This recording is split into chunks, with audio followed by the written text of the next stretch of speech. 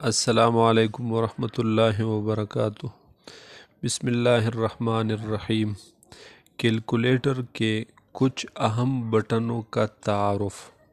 اوقات الصلاۃ میں ہم کیلکولیٹر کی مدد سے اوقات نکالیں گے۔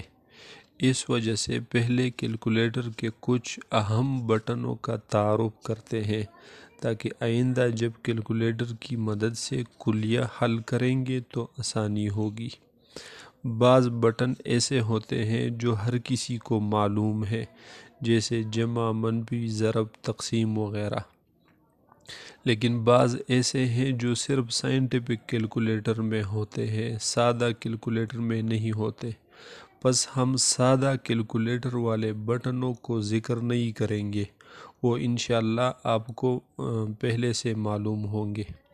یہاں صرف سائنٹیفک کیلکولیٹر کے بعض ضروری بٹن آپ کو بتا دیں گے۔ عام طور پر کیلکولیٹر ڈگری نظام، درجاتی نظام میں ہوتا ہے۔ اگر آپ کا کیلکولیٹر ڈگری نظام میں نہ ہو تو مہربانی کر کے اس کو ڈگری نظام یعنی ڈگری سسٹم میں تبدیل کریں۔ تبدیل کرنے کا طریقہ یہ ہے کہ موڈ کا بٹن جو آپ کو نظر آ رہا ہے اس کو 2 بار دبائے تو سامنے یہ 3 چیزیں ظاہر ہوں گی۔ DEG، اس سے مراد ڈگری سسٹم، اس کے نیچے 1 لکھا ہے۔ پھر ریڈین لکھا ہے، اس کے نیچے 2۔ پھر گریڈین، اس کے نیچے 3۔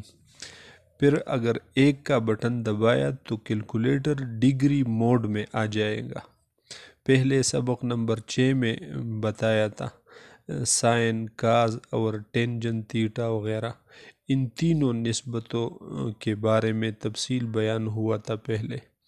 اب کیلکولیٹر میں اگر کسی عدد کا سائن نکالنا ہو تو طریقہ یہ ہے کہ پہلے اس سائن کے بٹن کو دبائے جو آپ کو نظر آ رہا ہے کیلکولیٹر میں، اور پھر عدد لکھے، مثلا سائن 25، تو پہلے سائن دبایا پھر 25 لکھے، پھر مساوی والا بٹن دبائے تو سائن 25 جس کے مساوی ہو وہ کیلکولیٹر کے اسکرین پر ظاہر ہوگا۔ کاز بھی ایک نسبت ہے، کسی عدد کے کاز نکالنے کا بالکل سائن کی طرح طریقہ ہے۔ پہلے کاز کا بٹن دبائے، پھر عدد لکھے، پھر مساوی کا بٹن دبائے تو جواب اسکرین پر ظاہر ہوگا۔ اسی طرح ٹینجن تھیٹا، یہ بھی ایک نسبت ہے، اس کا طریقہ بھی سائن اور کاز کی طرح ہے۔ مثلا ہم 25 کا 10 معلوم کرنا چاہتے ہیں تو پہلے 10 کا بٹن دبائے، پھر 25، پھر مساوی کا بٹن، تو 10 25 جس کے برابر ہوگا وہ اسکرین پر آ جائے گا۔ اسی طرح سائن انورس، کاز انورس اور ٹین انورس بھی 3 مساوات ہے۔ کسی عدد کا سائن معلوم کرنا ہو تو پہلے شفٹ کا بٹن دبائے جو کیلکولیٹر میں ہے اوپر، پھر سائن کا بٹن دبائے، پھر وہ عدد لکھے۔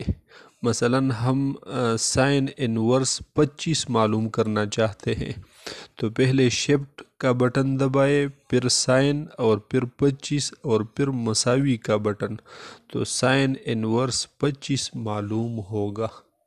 اسی طرح کاز انورس 25، تو پہلے شفٹ، پھر کاز کا بٹن، پھر 25 اور پھر مساوی کا بٹن دبائے۔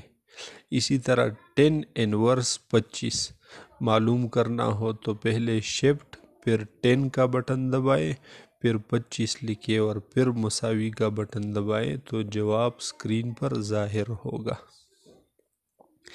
یہ والا بھی ایک بٹن ہے جس پہ لکھا ہے، یہ مختلف کام وغیرہ لکھے ہیں، جس کا کام یہ ہے کہ اگر کوئی عدد اشاریوں میں لکھا ہوا ہو تو اس بٹن کو دبانے سے وہ عدد گھنٹوں اور منٹوں اور سیکنڈوں میں تبدیل ہو جائے گا۔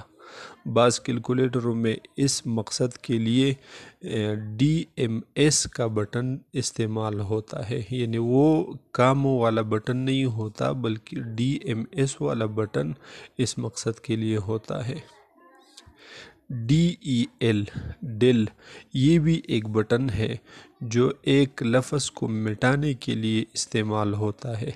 مثلا آپ نے 1 2 3 4 6 کیلکولیٹر میں لکھا، پھر یاد آیا کہ مجھے 6 نہیں لکھنا چاہیے تھا بلکہ 5 لکھنا چاہیے تھا، تو اس 6 کو مٹانے کے لیے آپ اس بٹن یعنی DEL جس پر لکھا ہے اس بٹن کو دبائے تو وہ خود بخود مٹ جائے گا۔